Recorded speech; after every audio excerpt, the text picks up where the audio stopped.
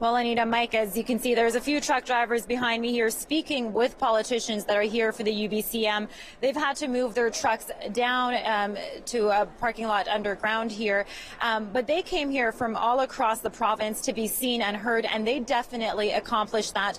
Over 200 trucks, some as far away as Williams Lake, Prince George, made the trip down here, hitting the road at around 4:30 a.m. this morning to make it down here to the Lower Mainland.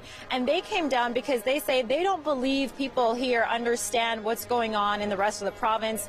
And over the last few months, we've seen dozens of mills closing and tons of curtailments. And that has meant that some of these truck drivers have been out of work for more than a few months. Now, what they want to see is the stumpage fees follow the market prices. And I had a chance to speak to some of them. This is what they had to say. This is a truckers' protest for the high stumpage rates that the government has put on us, so we can't afford to haul logs anymore. They can't afford to log, shut the mills down, we're out of work. That's why we're here. We want to know that you guys understand and everyone understands what's going on and what is at stake here. We've had better reception from people than we thought we would. Like, I figured there'd be a lot of people mad at us for plugging up their streets and stuff, but most people have been really friendly. And Tina, as you said, the truckers came there to try to talk to the government. Any response from the politicians?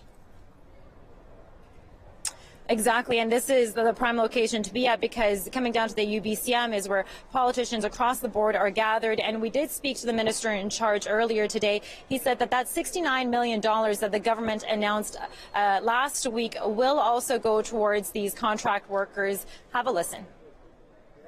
Well, I'm going to listen. I think that's a pretty important part first, as I've been listening over the last several months to communities and workers and contractors. If they have questions about immediate support, that's what we can discuss. And I also want to discuss with them the long-term actions that we're taking to try to turn this industry around, actions that should have been taken a long time ago.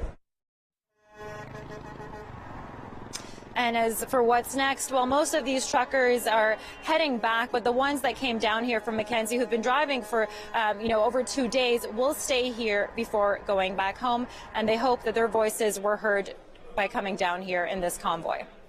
Tina Lovegreen live in downtown Vancouver tonight. Thanks.